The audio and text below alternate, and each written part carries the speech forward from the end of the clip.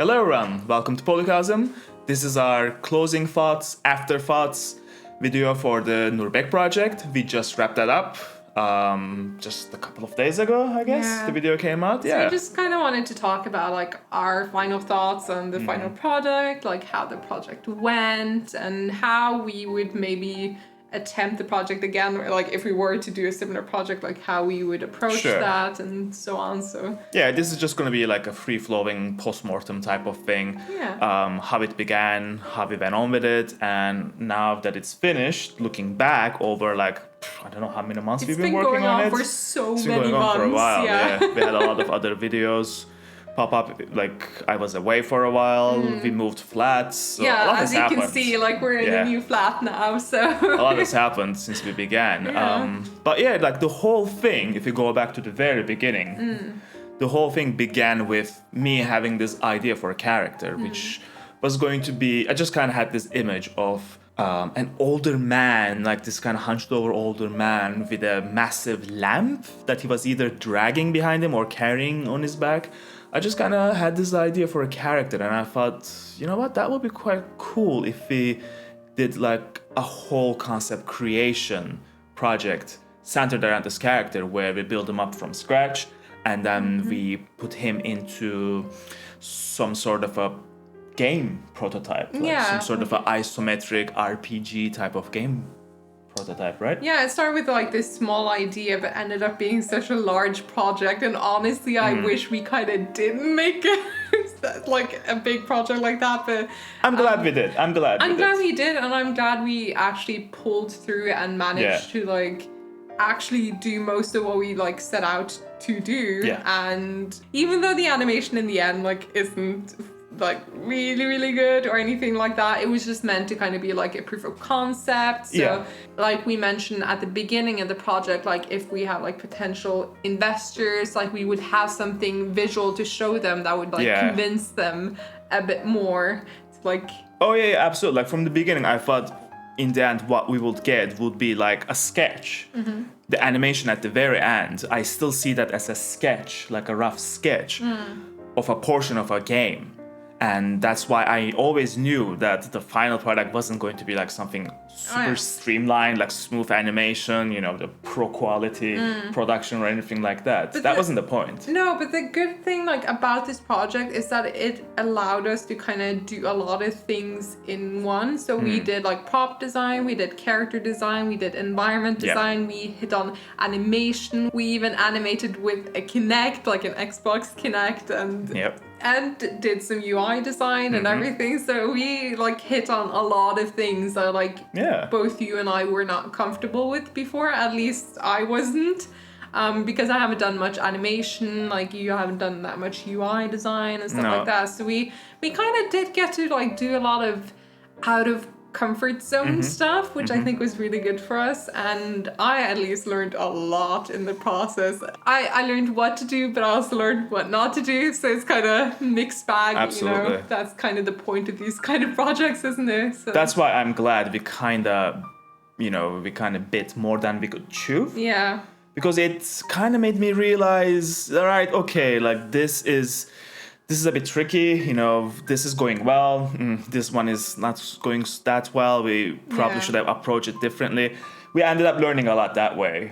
Like, at no point it felt like a complete failure. Yeah. But definitely there are parts. It wasn't quite there, in some parts. Like, looking back, I can kind of see now what we could have done better, for the next one, for example, if we were to do something similar again.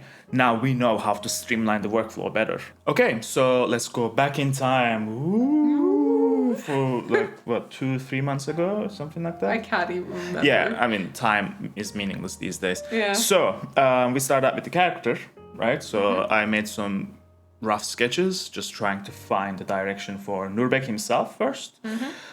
You helped me out quite a bit because I wasn't quite sure with the, when it comes to the silhouette sketching, which way to go. I had a lot of different ideas. Yeah. But we talked over it, what would look more interesting and how Nurbek can move, we were imagining it all. And not only that, like the silhouette of the lantern was very important because it was like the way it was shaped had to fit onto his body. Yeah. And I was really drawn to that one sketch you did, the one we ended up developing, because I was just like, that from the rest, I don't know, just seems so interesting to me for some reasons. Sometimes I get really like stuck on one idea, and I thought like, I don't know, I just kind of, not that I could visualize it in my head, but I just like felt very drawn to that idea. Yeah. And I just really wanted to, for some reason, sculpt an old man. I was just like, I don't know, it was just like him being so scrawny and then carrying this like large ass lantern just seemed so interesting to me. So it created an interesting contrast, this really frail, old looking man carrying this huge lamp on his back. It ended up being much more interesting than,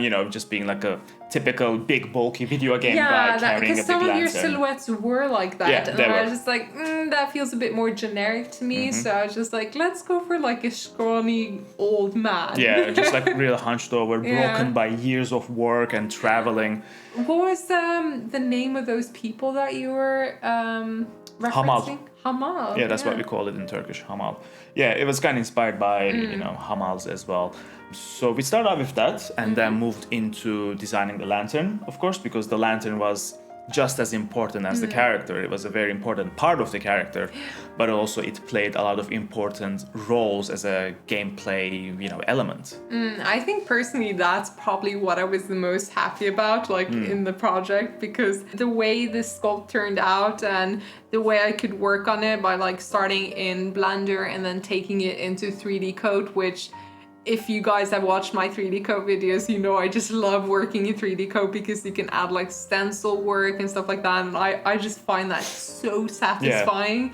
So that was probably my favorite part. And also like the character animation, I think, like, because we eventually moved on to the character animation after you'd like developed the character a bit more. Yeah, of course we had to first finalize the concept. Yeah. And then you started the sculpt on him. And that slowly brought us to the environment aspect as well, because as we were developing the character, especially when I finalized the concept, I kind of put him in this like swampy place. Because we didn't like from the very start have a very good idea of what we wanted the environment to like be like, but eventually we started talking about like Nurbek's backstory and like why he has this lantern and like how we can maybe use it in like combat and battle, how that would make sense in like a game.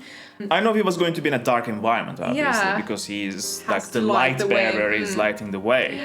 And I always imagine like some kind of a dark woods or something like that. Yes, originally we went for like a dark forest, and then I was like, what if we do like a swamp environment instead? And I was like, get out, that's a terrible idea. And then I cried. Yeah. So it kind of turned into this like swampy area with this low-hanging mist, it's kind of really dark and dingy and mysterious, and Nurbek is the only source of light in this really overwhelmingly dark and intimidating environment.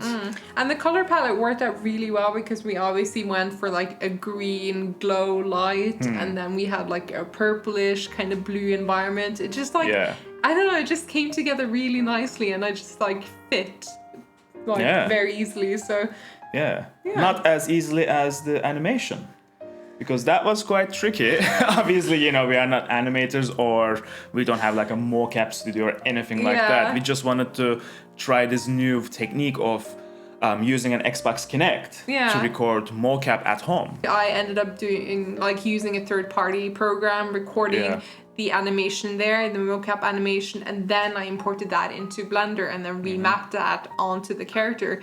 But it was quite the challenge. Like, it's the tricky thing. I think if we had a fully upright character, it would have been much easier. Yeah, probably. Because Nurbek is so hunched over that kind of created a lot of issues, because in real life we couldn't hunch over and record the animation because like it just didn't recognize the skeleton. That's the thing, like when you hunched over, a lot of your limbs will just overlap.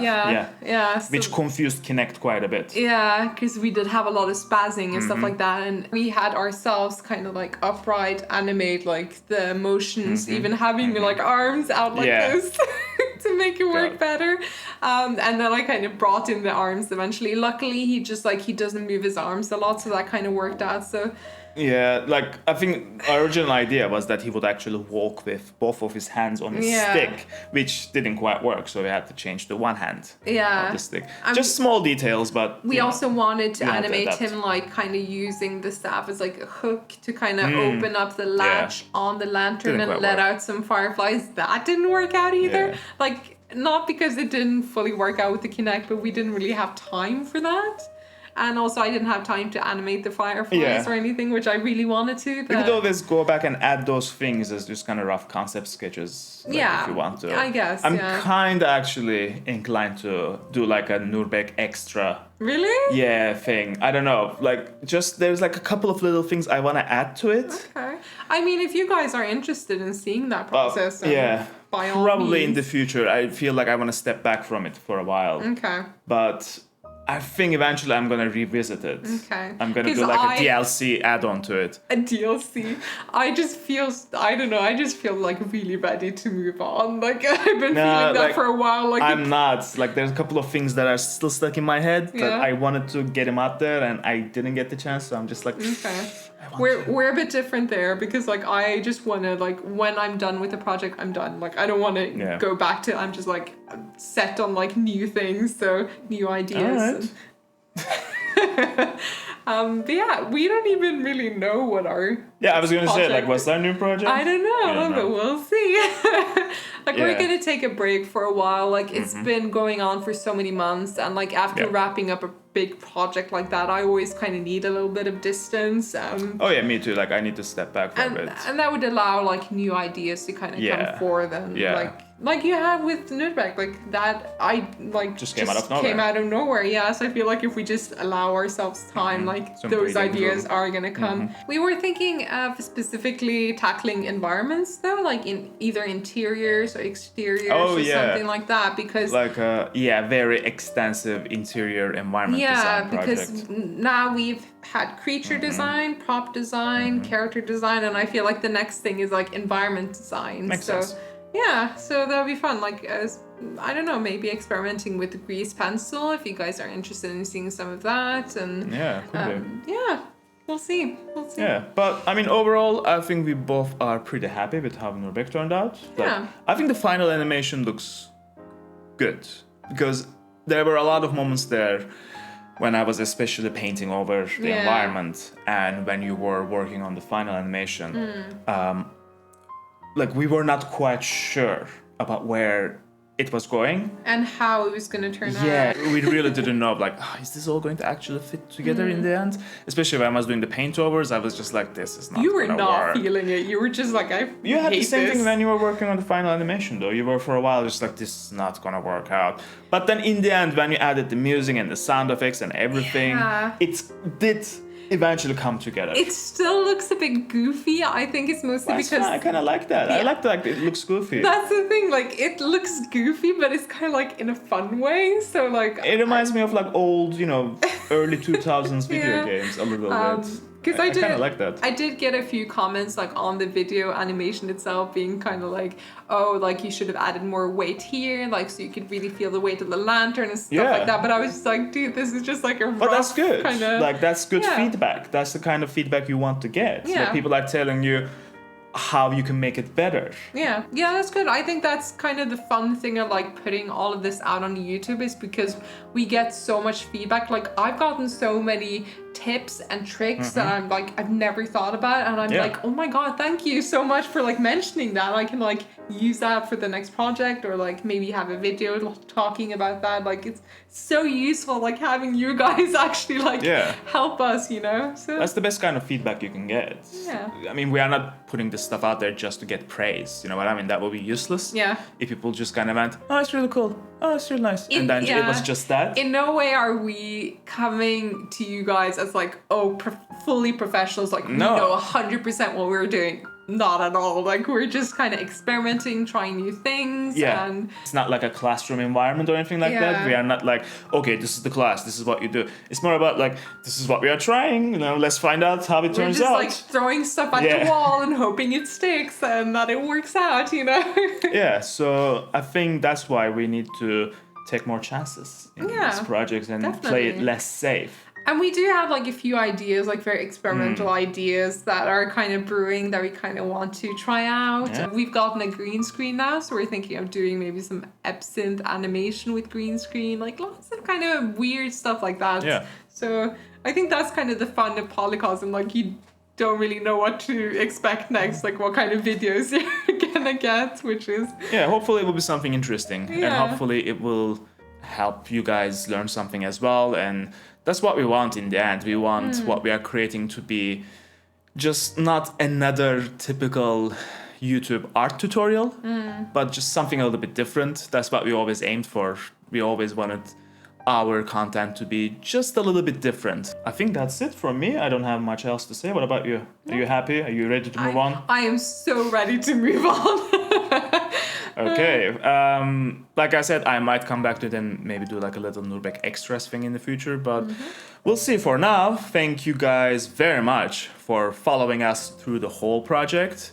Since the last Afterthoughts, we've actually gained a lot of subscribers, Yes. and we're so surprised that you guys are actually so positive and so Yeah. like, Thanks for all your support. so and supportive. It's amazing. Thank you. your comments, your feedback. Like, thank you very much for all of that. Yeah. And we are hoping to come back strong with a great idea for the next concept creation project. Until then, take care and we'll see you soon. Bye. Bye, guys.